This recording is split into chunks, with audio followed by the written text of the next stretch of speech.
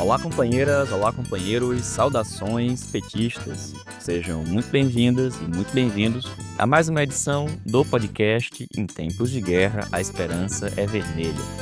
Hoje é sexta-feira, dia 17 de outubro. Eu sou o Patrick e toco a conversa junto com vocês. No episódio de hoje, falamos principalmente do tema educação.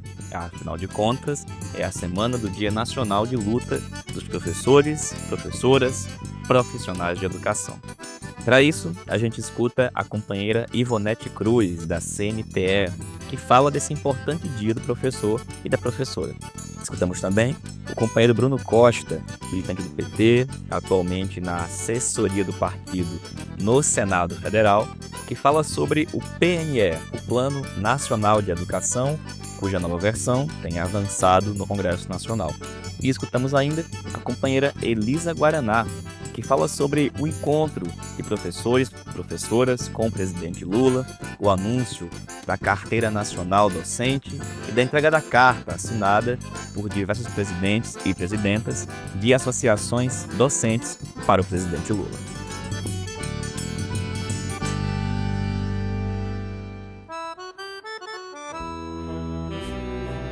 Pessoal, começamos a edição de hoje aqui do podcast falando do cenário da situação internacional.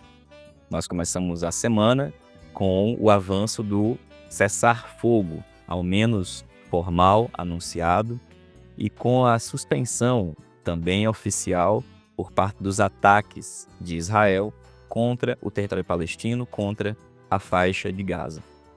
Falo formal e oficial porque todos os relatos dão indício de que, desde a primeira hora, o que Israel fez foi reduzir os ataques, mas que eles não cessaram, não pararam e continuam ocorrendo. No entanto, mesmo assim, milhares de pessoas voltaram e estão tentando reocupar a região de Gaza que foi destruída pelos ataques do Estado de Israel, e também tentando localizar as vítimas, os mortos, os corpos. Trata-se de uma tragédia inominável, sob responsabilidade do Estado terrorista de Israel, do sionismo, dos seus apoiadores e cúmplices. É importante que nós tenhamos o cessar-fogo, o fim da ofensiva e dos ataques, para que as pessoas possam ter o mínimo de paz, se é que isso é possível nesse momento.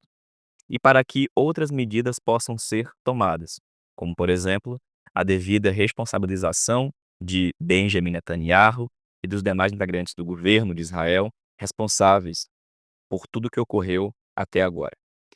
Para além disso, também essa semana, vimos um dos principais aliados de Israel e responsáveis pelo genocídio, os Estados Unidos, se voltarem para a nossa região, agora em mais uma ameaça direta à Venezuela. Já faz algum tempo que Trump tem ameaçado diretamente a Venezuela, o povo venezuelano e particularmente o presidente Nicolás Maduro. Chegou a ancorar navios de guerra e agora tem feito uma ameaça por meio da CIA, autorizando que a agência de inteligência americana atue diretamente e oficialmente para desestabilizar e atacar o governo venezuelano, o governo bolivariano. Isso teve como consequência uma reação. O presidente Nicolás Maduro autorizou e convocou tropas, a população, para defender a soberania venezuelana. O que vai acontecer nos próximos dias merece ficar sob nossa grande atenção. Quando digo atenção, isso quer dizer solidariedade e apoio ao povo venezuelano, à soberania da Venezuela e à soberania da América Latina. O que Trump está fazendo não é só uma ameaça. Nesse caso, é mais um ataque direto. Vamos lembrar que já faz muito, mas muito tempo que os Estados Unidos atuam cotidianamente para desestabilizar os governos venezuelanos, apropriar-se de suas riquezas e tentar colocar um governo marionete. Isso, mais recentemente, ficou tão evidenciado com o autoproclamado Juan Guaidó, mas também com as demais tentativas. Por isso, é imprescindível nossa solidariedade e apoio à Revolução Bolivariana, ao povo venezuelano e ao governo Nicolás Maduro. A resistência é fundamental porque um ataque contra a Venezuela não é apenas contra eles, mas contra todas e todos que defendem a soberania dos países e a defesa da América Latina. E falando da nossa região, importante agora falarmos do Brasil. Essa semana foi marcada pela continuidade das mudanças ou da velocidade dos ventos no Congresso Nacional. Nós falamos aqui algumas edições que os ventos no Congresso estavam mudando. Mudando quando nós conseguimos, após importantes mobilizações populares, forçar o Senado Federal a não aprovar e acabar de vez com a proposta de PEC da bandidagem e logo em seguida com a aprovação da proposta na Câmara do projeto de lei que busca garantir a isenção no imposto de renda para quem ganha até R$ 5.000. Além de tudo isso, também em relação ao fato de termos conseguido limitar ou impedir, em alguma medida, o avanço da proposta de anistia. No entanto, a resposta da extrema-direita, da direita e do centrão veio a galope, e quem veio galopando essa resposta foi Tarcísio de Freitas, que impôs uma derrota ao governo, agora não colocando na pauta uma medida provisória, a 1303, que era muito importante para garantir uma arrecadação e o fechamento das contas em 2025. O fato é que, sem essa MP, há um acréscimo de cerca de 17 bilhões que vão ter que ser tirados de algum lugar. Sobre esse assunto, um comentário adicional é que, quando se fala em fechar contas, o jeito de fazer isso está relacionado ao que prevê o arcabouço fiscal, aquele mesmo que o nosso governo criou e que impôs condições que agora, mais uma vez, podem nos penalizar e forçar o nosso governo a adotar uma política que no ano que vem, se for aplicada, vai ser muito, mas muito ruim, que é de cortes e de contingenciamento. Não pode ser esse o caminho, uma outra alternativa tem que ser pensada, mas nunca esqueçamos que, além da ação da direita, do centrão, da extrema-direita, um dos responsáveis também é a existência e a continuidade do arcabouço fiscal e, particularmente, das suas metas de déficit zero e companhia limitada. Agora, para além disso, vimos o governo reagir. Reagir com a demissão de indicados por parte de deputados do Centrão e com uma agenda que essa semana foi relativamente positiva. Essa semana é marcada pela Semana da Luta pela Educação, pelo Dia dos Professores e Professoras, o anúncio da Carteira Nacional Docente, mas também de outras políticas. E o presidente Lula, particularmente, tem tido, né, o que comemorar, e a gente também, com as mais recentes pesquisas de opinião. A pesquisa Quest, principalmente, que já vinha apontando uma tendência de fim do ritmo de crescimento da desaprovação e uma retomada do índice de crescimento da aprovação, que agora estão tecnicamente empatados. As coisas, portanto, estão mudando, mas obviamente que isso é uma foto do momento que é após o discurso de Lula na ONU, um momento que é após a aproximação para a resolução, de algum jeito, das questões que envolvem o tarifaço e o crescimento da aprovação do presidente Lula nos permite, nesse momento, fazer mais coisas corretas. Então, que nós façamos, que aproveitemos esse bom momento para fazer as melhores coisas possíveis, que a gente não aproveite esse momento de crescimento da popularidade de Lula para simplesmente tentar fazer articulações com o centrão, para convencer gente do centrão e da direita a ser menos centrão e menos de direita e apoiar o governo, mas que a gente aproveite esse momento, diferente do que disse inclusive gente do nosso partido, como por exemplo, o companheiro Zé Guimarães, em entrevista à imprensa, que é o momento de escolher apenas poucas pautas importantes e garantir a aprovação do orçamento, para que a gente não tenha mais condições de travar disputas muito ideológicas ou coisas do tipo contra o Centrão. Talvez, gente, seja exatamente o momento da gente travar disputas contra o Centrão, colocar muita coisa para votar, muita coisa para ser discutida, pautas populares e que tenham relação com os interesses da classe trabalhadora, da maioria do povo. A pauta do povo, num momento de crescimento da popularidade do presidente Lula, pode servir para que a gente mobilize as pessoas, termine 2025 melhor do que começamos e comecemos 2026, ano eleitoral, com condições não só de vencer as eleições, mas de vencer as eleições em condição de fazer um governo melhor que o atual. É muita coisa, mas nos parece que esse é o caminho correto. E dito isso, a gente agora vai falar do tema da educação. Semana marcada pelo dia 15 de outubro, dia do professor, da professora, e a gente começa escutando a companheira Ivonete Cruz, professora lá no estado de Sergipe e atualmente integrante da CNTE, a Confederação Nacional dos Trabalhadores e Trabalhadoras em Educação. É a Ivonete que a gente escuta a partir de agora.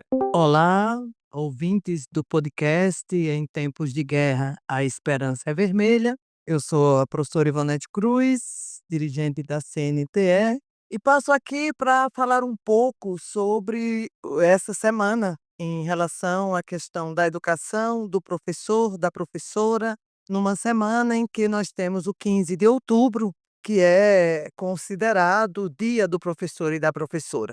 E a minha fala aqui passa primeiro por dizer que estamos em pleno século XXI e ainda não podemos dizer que o professor, a professora é uma profissão que tenha tido a valorização necessária para que seja uma profissão que atenda às demandas e o compromisso que é a profissão do professor e da professora. Nós temos estudos e dados que mostram que a profissão de professor, de professora, ela pode viver um apagão, nós podemos viver um apagão docente. Isso se dá porque estudos têm demonstrado que cada vez mais a juventude, as pessoas jovens que entram na universidade, cada vez mais têm optado menos por cursar as licenciaturas, para se formarem na profissão de professor e professora. E nós compreendemos que isso se deve a um conjunto de motivos que passam necessariamente de que a profissão não é algo, não tem valorização, não tem uma construção em defesa da profissão que desperta o interesse da juventude em cursar os cursos de licenciatura. Nós temos um entendimento, no início desse ano, o governo federal, o governo Lula, lançou um pacote denominado Mais Professores, e dentro desse pacote, ele apresenta como uma das questões garantir uma bolsa para estudantes que queiram cursar as licenciaturas. Até aí, nenhum problema, porque geralmente os jovens que entram na universidade para cursarem as licenciaturas, para se formarem professores e professoras, são oriundos, na sua grande maioria, das classes menos privilegiadas, são geralmente jovens que vêm da escola pública, pretos, da periferia, e que, portanto, a garantia da bolsa para que, quando estiver, para que possam estar na universidade, que possam estudar, não há nenhum problema nisso. Não consideramos como um problema garantir a bolsa. A questão é, essa política de garantir uma bolsa para que mais jovens queiram cursar a profissão de professor, as licenciaturas, ela não resolve o problema central da ausência de interesse pela profissão. Porque o problema central da ausência do interesse pela profissão não está no ingresso, não está no cursar a universidade. O problema central, pelo desinteresse que cada vez mais a juventude apresenta em relação à profissão do professor, está pelas condições da profissão. Nós somos uma profissão, a profissão do professor e da professora, que não tem valorização. É uma profissão que não é valorizada pela gestão pública. Nós estamos no terceiro ano do governo Lula e nós seguimos ainda com o Ministério da Educação, que é pautado pelo projeto neoliberal, privatista e empresarial, capitaneado pelo grupo Todos pela Educação, pela Fundação Lehman. E dentro desse projeto neoliberal, de uma perspectiva empresarial da educação, não se construi uma política que realmente garanta valorização do professor e da professora. E quando a gente fala de valorização do professor e da professora, a gente está falando de professores e professoras bem remunerados, E para isso, para que possamos garantir uma profissão bem remunerada, os professores estarem bem remunerados, é preciso que se implemente uma política de piso salarial nacional, que nós já temos, mas que sem uma política de carreira, o piso se torna teto. Cada vez mais, diante da política de paga-se o piso, mas destrói-se as carreiras, nós estamos vivendo no Brasil inteiro um processo em que cada vez mais o piso tem se tornado teto e, portanto, não tem atendido à valorização do professor e da professora com remunerações muito baixas, fazendo com que o professor precise, às vezes, trabalhar em 2 vínculos para poder ter uma condição financeira melhor. A jornada de trabalho é muito intensa. Nós vivemos na realidade do professor praticamente o 6 por 1, porque é muito comum dentro da distribuição das aulas dos professores, as aulas até o sábado. Então o professor está dentro da jornada do 6 por 1 e ainda leva muita tarefa para casa, porque é uma profissão que não se encerra na escola. O professor leva para casa atividades de prova para corrigir, aulas para preparar, então é uma jornada de trabalho muito intensa. Além disso, as condições de trabalho são muito precárias. A grande maioria das escolas brasileiras, principalmente nas regiões mais periféricas, as condições de trabalho são muito ruins, as salas superlotadas, salas quentes, estrutura física ruim. Então, esse conjunto de coisa, professores mal remunerados, professores com jornada de trabalho intensa, professores que trabalham em péssimas condições, fazem com que não desperte o interesse pela profissão. É preciso se constituir uma política que valorize o professor. E isso passa a garantir remuneração digna, garantir uma jornada digna de trabalho, garantir condições de trabalho em escolas adequadas que proporcione uma boa condição de trabalho. Isso passa por uma outra política de financiamento da educação. É preciso ter uma política de financiamento séria, que garanta mais recursos para a educação pública. Sem uma política séria, sem mudanças estruturais na política da educação, nós não vamos alterar esse quadro. E por fim, mas não menos grave, nós vivemos um processo profundamente intenso do adoecimento do professor e da professora. E esse adoecimento passa também por uma política meritocrática de resultado.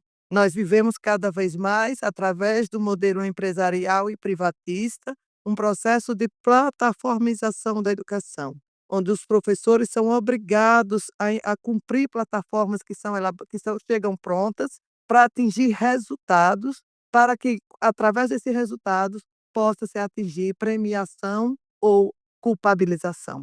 E nesse processo de ter que atender a programas que chegam prontos, para atender os resultados das provas externas, os professores têm adoecido. Nós temos tido vários casos, e aí vai se tratando como se fossem questões isoladas, de casos de suicídio de professores e professoras, provocado pelo adoecimento mental. Então, camaradas, companheiros e companheiras, na semana do Dia do Professor, o nosso recado é: precisamos cada vez mais construir a luta, a resistência e a organização para cobrar dos gestores públicos, do governo federal, do Ministério da Educação, uma política séria de valorização da profissão do professor. Não adianta políticas paliativas.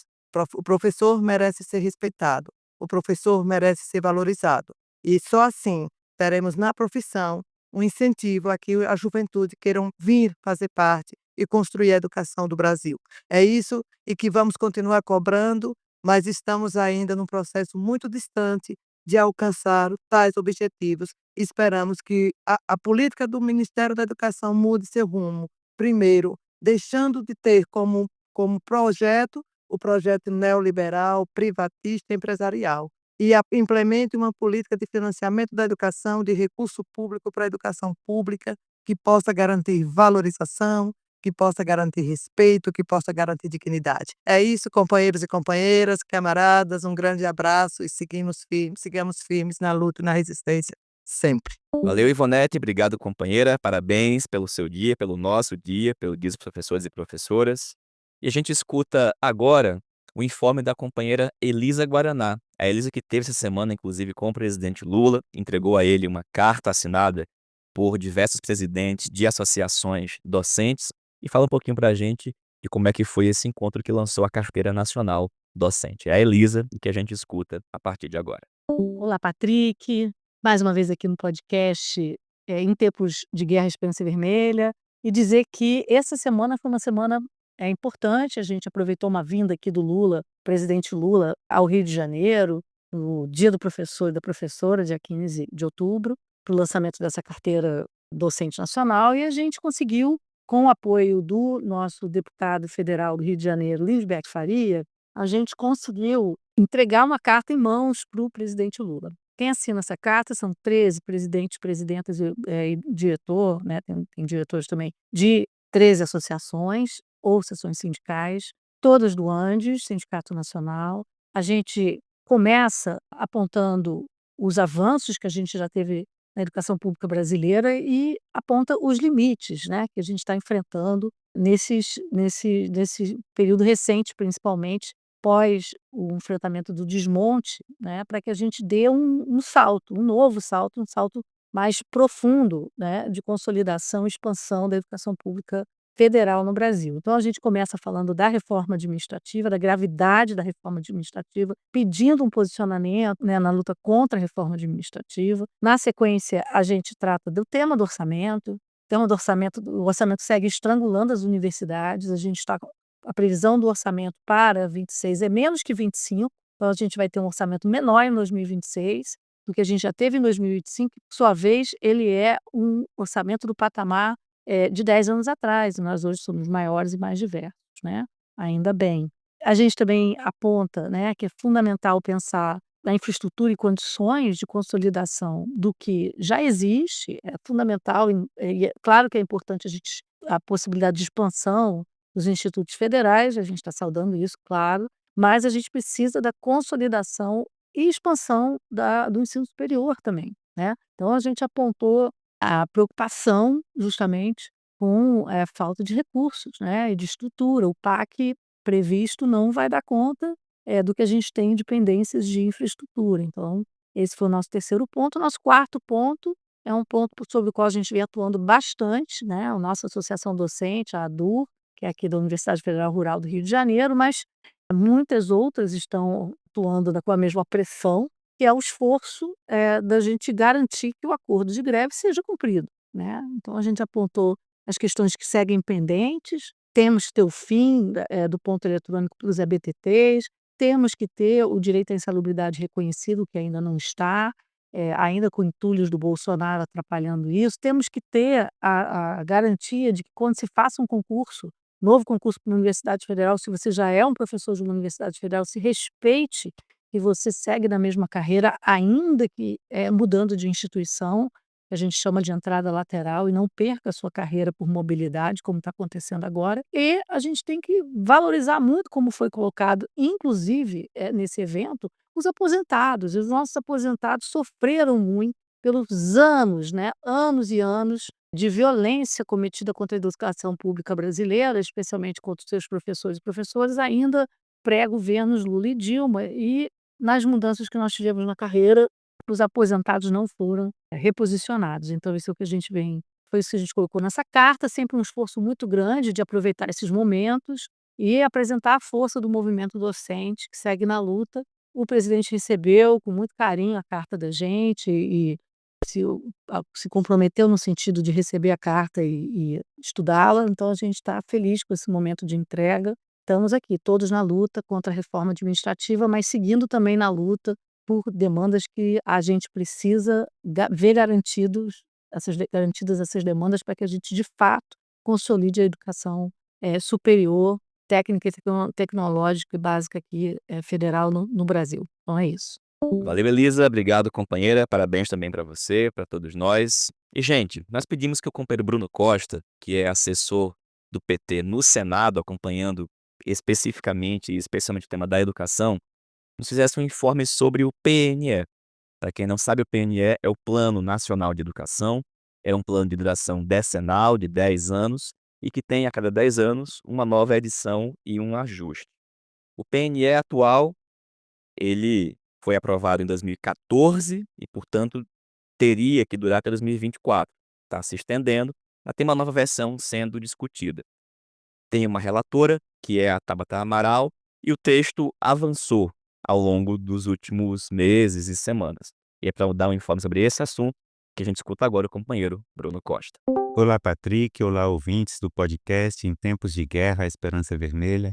Meu nome é Bruno Costa, estou assessor da liderança do PT no Senado Federal, nas áreas de educação, cultura e esporte, e com muito prazer venho conversar com vocês sobre um projeto muito importante de autoria do governo do presidente Lula, que é o PL 2614 de 2024, que institui o novo Plano Nacional de Educação. Um plano que agrega uma série de metas, estratégias e objetivos gerais para os próximos 10 anos na área da educação, envolvendo União, estados, Distrito Federal e municípios, e que definirá, né, qual caminho o poder público, dado o controle social e a devida participação na construção, assumirá nos próximos 10 anos para alcançar os objetivos almejados pela sociedade brasileira na área de educação. Então, o projeto foi encaminhado pelo governo Lula ao Legislativo em junho de 2024.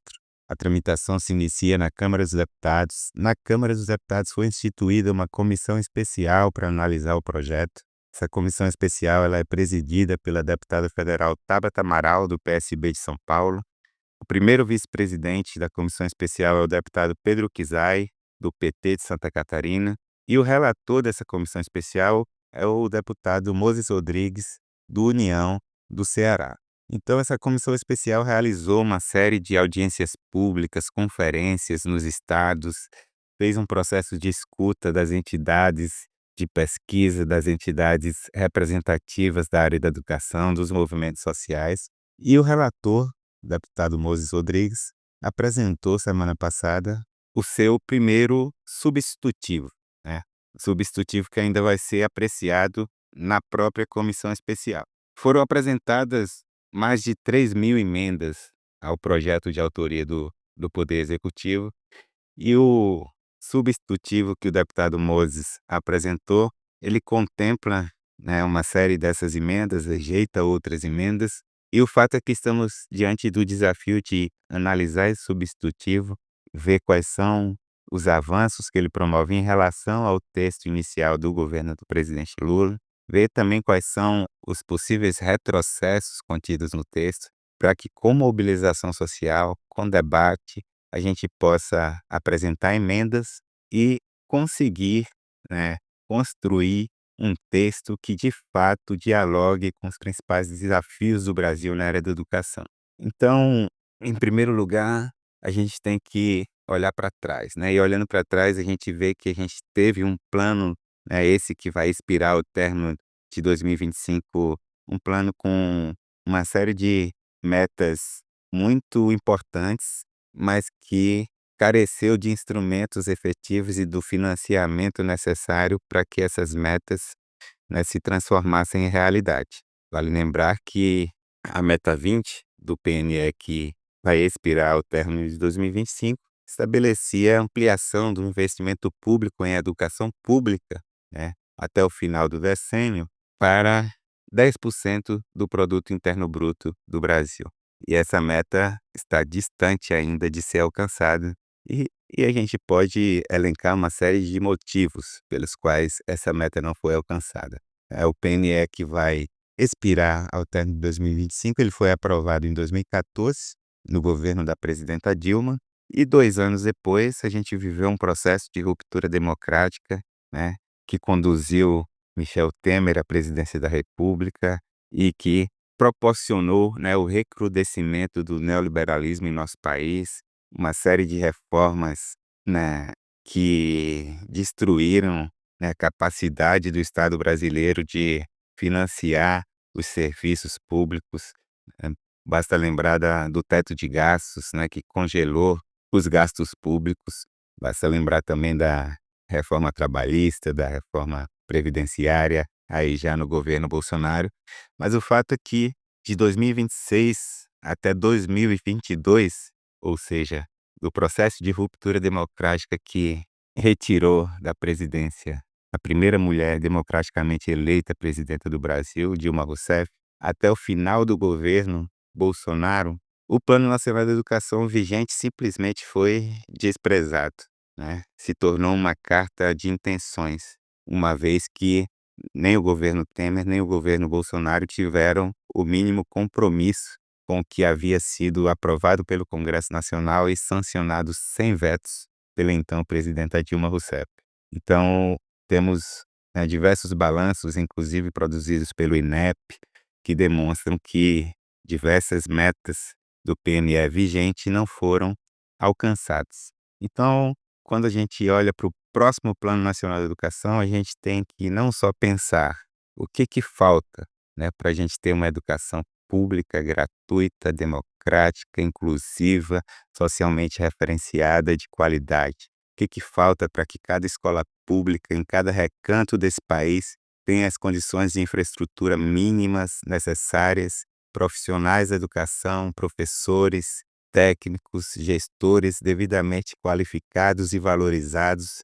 O que falta para que a profissão docente na educação básica pública ela seja almejada pela juventude brasileira que ingressa no superior ou que egressa do ensino superior?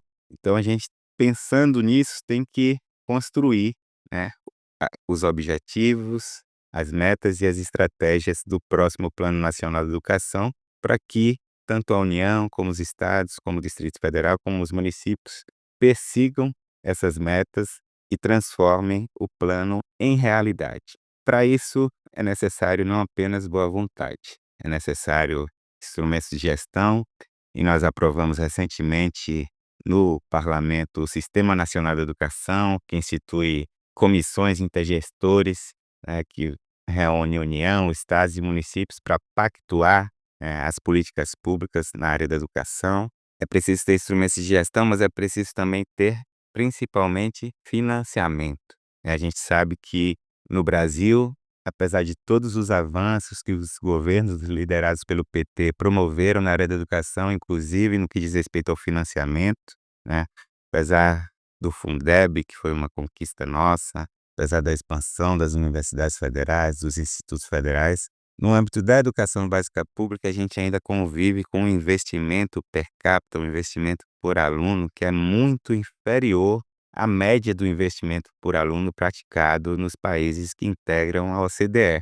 Então, quando os liberais, os neoliberais vêm com aquele discursinho de que o que falta na educação é gestão porque já tem muito financiamento, a gente tem sempre que recordar esse dado. Na verdade, o Brasil é um país de dimensões continentais, né, com milhares de escolas públicas espalhadas pelo país, milhares de profissionais da educação, e não é verdade que já temos o financiamento necessário para assegurar uma educação de qualidade.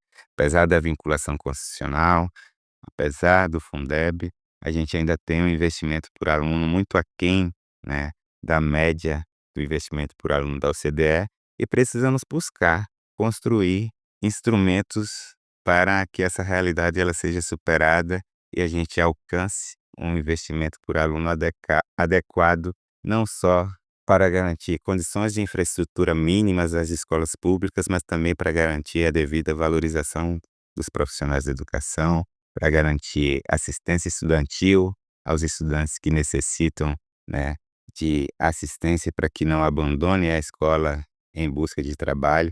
E aí temos já um avanço no governo do presidente Lula, na gestão do Camilo à frente do Ministério da Educação, que foi o pé de meia, que é destinado aos estudantes do ensino médio, mas temos uma série de desafios. E aí, quando a gente fala de financiamento, me parece que esse vai ser o principal ponto de atenção do substitutivo que foi apresentado pelo relator na Comissão Especial da Câmara, o deputado Moses Rodrigues, porque há mudanças significativas no que diz respeito aos dispositivos relativos ao financiamento da educação, né? Me parece que esse vai ser o ponto de atenção não só dos movimentos sociais, da CNTE, da Campanha Nacional pelo Direito à Educação, como também do Núcleo de Educação e Cultura do PT no Congresso Nacional. Existem dispositivos bastante polêmicos no relatório apresentados, que abrem uma janela para que parte dos recursos públicos seja drenado, né, pelo setor privado, através das parcerias público-privadas. Existe no próprio corpo da lei e não no anexo das metas. Existem uma intenção de se construir e de se direcionar parte significativa dos recursos para obras de infraestrutura nas escolas, e a gente tem visto aí exemplos em governos conservadores que estão, contratando não apenas obras, mas também gestão, privada de escolas públicas, o que tem sido judicializado. Então é preciso ter muito cuidado, muita atenção, analisar, com bastante critério o substitutivo que foi apresentado e dialogar no interior da comissão especial, mas principalmente alertar a sociedade, né, principalmente mobilizar a sociedade, porque os próximos 10 anos da educação em nosso país estão em disputa na tramitação do PL 2614 de 2024. A gente pode ainda apresentar emendas ao relatório, que será votado na comissão especial, depois deverá ir ao plenário. Depois de aprovado na Câmara dos Deputados, o texto será encaminhado ao Senado Federal, onde nós temos a senadora Tereza Leitão, do PT de Pernambuco, que preside a Comissão de Educação e Cultura do Senado. O deputado Fernando Mineiro, do PT do Rio Grande do Norte, é o coordenador do nosso núcleo de educação do PT no Congresso. Ele está bastante atento, à tramitação da matéria. A gente tem estudado juntos, temos construído juntos propostas de emendas para que o texto que será aprovado, de fato, represente, um avanço para a educação pública em nosso país, tanto a educação básica como a educação superior, da creche à pós-graduação, e que a gente consiga assegurar que os recursos públicos serão destinados à educação pública, né. A gente enfrenta lobbies, muito fortes que querem apropriar, os fundos públicos destinados à educação. A gente vê, inclusive, notas de entidades que querem praticamente resgatar aquilo que a gente conseguiu superar da reforma do ensino médio do governo Temer na tramitação do Plano Nacional de Educação.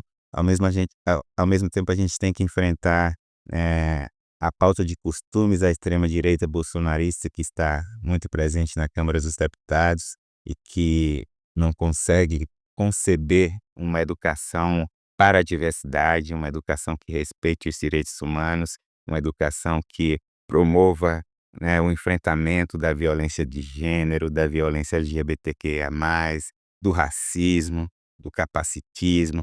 Então, os desafios são imensos e a gente não vai conseguir aprovar um Plano Nacional de Educação à altura dos nossos desafios nessa área sem mobilização social. Por isso eu quero aqui fazer um apelo, em nome da bancada do Partido dos Trabalhadores no Senado Federal, mas também na Câmara dos Deputados, do Núcleo de Educação e Cultura do PT no Congresso Nacional, para que a sociedade se mobilize, fique atenta ao que está acontecendo na Câmara dos Deputados, na comissão especial que está analisando o Plano Nacional de Educação, se mobilize, participe, dessa mobilização com debates nas escolas, nos sindicatos, nas redes sociais, e compreenda o que está em disputa, compreenda o que está em disputa. A gente precisa assegurar que os recursos públicos serão destinados à educação pública, e a gente precisa assegurar novas fontes de financiamento para a educação pública. A gente precisa enfrentar, a ideologia da austeridade fiscal, que limita a nossa capacidade de investir em políticas públicas, inclusive em políticas públicas de educação, em função de um espectro que ronda a nossa sociedade e o parlamento e o governo, que é o espectro do mercado, da Faria Lima. Então, se a gente quer de fato um Brasil desenvolvido, um Brasil onde cada criança tenha acesso à creche, à pré-escola de qualidade, pública, gratuita de qualidade, onde cada adolescente tenha acesso à escola pública de qualidade e possa vislumbrar, construir uma trajetória no ensino superior e alcançar o mercado de trabalho de forma qualificada, e não de forma precarizada, a gente precisa, de fato, de mobilização não só dentro do parlamento, através das bancadas do PT, do PSOL, do PCdoB, das bancadas de esquerda, mas principalmente fora da sociedade, principalmente fora do parlamento, quis dizer. A gente viu recentemente que o povo foi às ruas, né, a convocação dos artistas para brigar contra, né, a PEC da impunidade e dizer sem anistia. Isso teve efeito, né, teve efeito. Quando a gente ocupa as ruas, a gente consegue tornar menos desfavorável a correlação de forças dentro do parlamento. E é isso que precisa ser feito. Mobilização fora do parlamento para que a gente consiga, na tramitação do novo Plano Nacional de Educação, assegurar as vitórias necessárias para a educação pública, gratuita e de qualidade, porque é isso que vai conduzir o nosso país a outro patamar de desenvolvimento econômico e social, para que a gente possa deixar de ser um país predominantemente exportador de produtos primários e possa, de fato, alcançar o patamar de uma nação desenvolvida, né, socialmente, culturalmente e ambientalmente. A gente tem aí também o desafio da pauta ambiental e climática. Estamos às vésperas da COP30 e isso também precisa constar, né, de alguma forma no Plano Nacional de Educação. Inclusive tem um novo objetivo que foi incorporado no substitutivo e isso é um ponto positivo que diz respeito à educação ambiental e climática, mas a principal disputa com certeza estará no objetivo relativo ao financiamento da educação.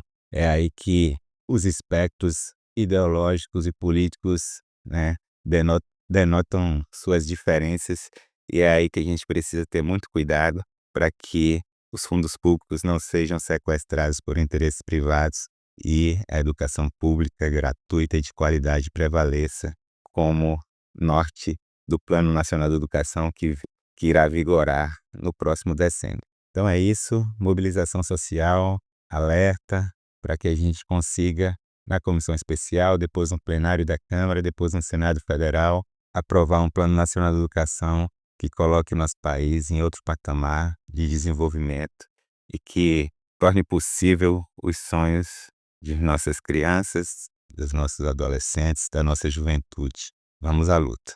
Contem conosco para mantê-los atualizados e, na medida do possível, participem e acompanhem os debates, as audiências públicas, via TV Câmara, via TV Senado, para que a gente possa atingir nosso objetivo. Grande abraço. Valeu, Bruno. Obrigado, companheiro. Valeu pelo informe detalhado. Vai ser convidado mais uma vez para falar aqui conforme o PNE vai avançando. E pessoal, essa foi mais uma edição do podcast Em Tempos de Guerra, a Esperança é Vermelha. A gente se reencontra aqui na próxima semana. Semana que vem que tem reunião da Comissão Executiva Nacional do PT, na segunda-feira. Então a gente convida na próxima semana Natália Sena para nos fazer um informe e um relato como é que foi a reunião. A gente se encontra aqui na próxima semana. Saudações petistas e até mais.